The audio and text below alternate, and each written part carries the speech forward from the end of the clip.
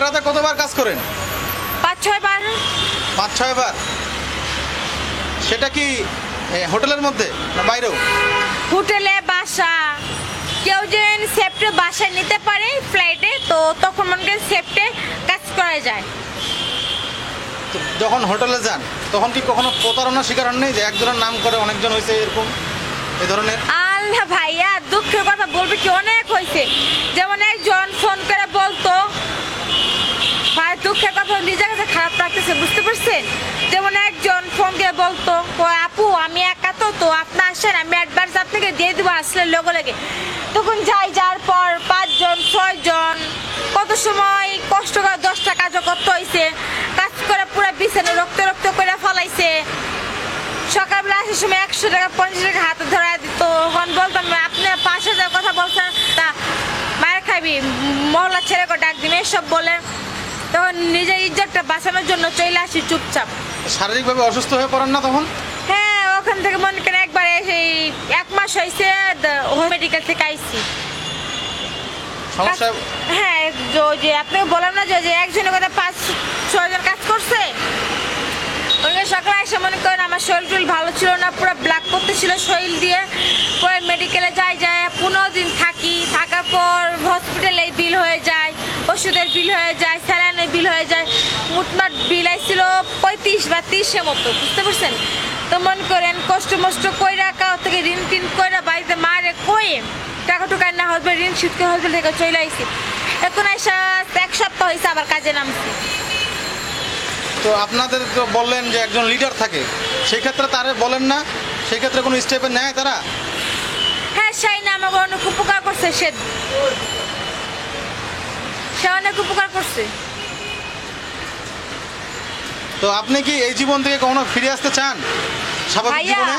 আমি অবশ্যই যখন একটা বাঙালি মেয়ে যেভাবে সাধারণ ভেবে চলাফেরা করতেছে, আমি চাই একটা বাঙালি মেয়ের মতো আমি সাধারণ হয়ে চলাফেরা করি। কিন্তু ভাইয়া পারতাছি না লোকজনের জন্য। কেন, লোকজন কি করছে আপনাদের? লোকজন কি করবে, কাজ কাম বাদ দিলে মনে করেন ফোন দিয়ে বলে কে রে কোথায় আই, কাজ করবি না, হ্যান তেন এসব বলে। সিম চেঞ্জ করলে কেমনে ঠিকানা পাই নিজেও জানি না, সিমের নাম্বার পায়। তো আমি একটা কথা বলতে চাই যে মনে করে আমাকে ওই লাইন থেকে একটা ভালো আমার একটা নতুন জীবন দিতে পারবো, নষ্ট জীবন থেকে যে একটা নতুন জীবন দিতে পারবে, সারা জীবন আমি তার পার নিচে গোলাম হয়ে থাকবো, তার সেবা করবো। এই কাজ করতে করতে কখনো একজন ভালো বন্ধু পান নাই যে আপনাকে প্রত্যাশা দিয়েছে? অনেক পাইছি কিন্তু না ভাই, আমি কাকে বিশ্বাস করি না। আমার লাইফে আমি একটা লোককে বিশ্বাস করে ঠকে দিচ্ছি, তো আমার সেই লোকটা আমাকে এই লাইনে নিয়ে আসে, তার জন্য আমি কোনো ছেলেকে বিশ্বাস করি না। আঙ্কেলের সাথে আব্বু আবার পরিচিত ছিল, তো আব্বু আবার প্রতি মাসে হোটেলে ভাড়া ক্লিয়ার করে দিয়ে দিত। তো ছেলে আমাকে চাপ দিত, আমি তো কোনো জব করি না, আমাকে চাপ দিত, তুমি কী করবে? আমি বলি আচ্ছা তুমি যে আমাকে টাকার জন্য যে চাপ দিচ্ছ, তো আমার বাবা মা আমাকে চালায়, তো তুমি কেন আমাকে টাকার কথা বলো? তো বলে না, তুমি যে আমাকে যেন টাকা দিতে পারো তাহলে আমাকে আমার ফোন যে না দিতে পারো তো আমাকে তুমি ফোন দিবা না, এই কথা বলে।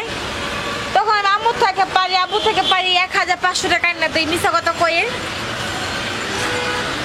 দেওয়ার পর আমাকে একদিন বললো, শোনো তুমি একটা কথা বলছি, আচ্ছা বলো। কয় তুমি আমার সাথে দেখো কোথায়? কয় ইয়াও সামনে গেছি। তারপর আমাকে বলতে কোথায় যাবো?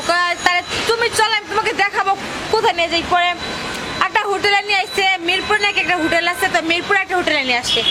আনার পর আমাকে ওই কাজ কাম করার পর আমার বললো তুমি থাকো, আমি তোমার জন্য পানি বা কিছু খাবার আনতেছি, আমরা বিকালে চলে যাব। তো যার পর 3-4টা লোক আমার রুমে ঢুকার পর আমাকে ওই অনেক ছেলেরা থাকে, তো বলতেছে আপু আপনি যার সাথে আসছেন সে তো আপনাকে এখানে কাজ করার জন্য ঠিক আছে। ভাই আপনি সব কি বলেন? সে তো আমার বয়ফ্রেন্ডের লাগে। কয় আপু না, সে আপনাকে বলছে আপনার কাস্টমার নাকি এই ছেলেটা। পরে আমি আর কিছু চুপচাপ হয়ে গেলাম, কান্না করছে। পরে 3-4টা ছেলে আসছে, আসব কাজ কাম করছে। করার পর ওই তো টাকা নিয়ে ছিল। পরে সবাই জন চলে যাওয়ার পর আমার রুমে ঢুকছে, কয় চলো কোথায়, বাসি যাম কম না, আমি কাজ করবো, তো কাজ করতে আনছো না আমাকে, তো কাজ করতে তোমার টাকা প্রয়োজন। কয় তুমি পরে আমাকে একটা থাপ্পড় মার পরে আর বাসি ওর বাসায়, ওই তারপরে আমার বাসায় আমি গেছি, বুঝতে পারছেন? ওর আমার বাসায় আমি গেছি, ওর বাসায় ওই চলে গেছে গা। তারপর অনেকদিন আমাকে কাজ কাম করাইছে। পরে আমাকে বলতেছে তোর মতো খানকি মেয়ে, খারাপ মেয়ে, প্রতিটা মেয়ের সাথে আমি চলাফেরা করলাম, তোর ভালোভাবে এতদিন তোর আমি ইউজ করছি আমার জন্য। পরে আমি মনে ভাবলাম তুই যখন আমাকে ইউজ করতো তবু তো বয়ফ্রেন্ডের প্রয়োজন নেই। পরে আমি অনেক লোককে চিনলাম, চিনার পর আমি আবার যাইতাম, নাম্বার টাম্বার রাখতাম, রাখার পর আমি কাজ কাম করতাম। যখন দেখতেছে 1 বছর 2 বছর হয়ে যায়, আমাকে সম্পর্ক আছে 3 বছর পর আমাকে 2 মাস আগে ফোন দেয়। এখন আমার জন্য ফোন দিয়ে বলে কেমন আছো, কি খবর, এখন অনেক ভালোই চলতেছে, ফেসবুকে অনেক ভালো ভালো ছবি পোস্ট করো, অনেক ধরনের কক্সবাজার অনেক জায়গায় যায় ঘোরাফেরা করো বন্ধু বান্ধবের সাথে। আমি ভালো তো, তুই আমাকে তুই পতিতায়, আমাকে তুই পতিতালায় নামাইছিস, আমাকে তুই কাজ করিস, আমার দেহ বিক্রি করার টাকা তুই খাইছিস। তো বলতেছে যা হয়েছে ভুল হয়ে গেছে, মাফ করে দাও, আমার আগের মতো তোমার কাছে নিয়ে যাও, আমি আগের মতো তোমাকে ভালোবাসছি যে তোমাকে বিয়ে করব। বা এখন বলেন আমি কিন্তু আচ্ছা ঠিক আছে, আমি ভাবি আমার মা আছে, আমার বাবা আছে, আমি ওকে বলি ও তোমার ফ্যামিলি না আমার ফ্যামিলিকে আসবে, তখন আমরা গার্জেন মাধ্যমে বিয়ে করব। বলে আচ্ছা ঠিক আছে।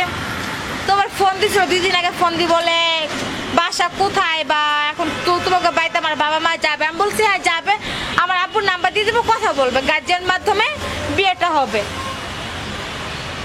তো এখন আপনি কি সিদ্ধান্ত নিলেন, তারা বিয়ে করবেন আপনি? হ্যাঁ, যখন আমার কাছে সে ভুল স্বীকার করছে আমি তো আর তাকে ছাড়া দিতে পারি না। আমরা তো একটা মানুষ, একটা মানুষ, ভুল তো মানুষই করে।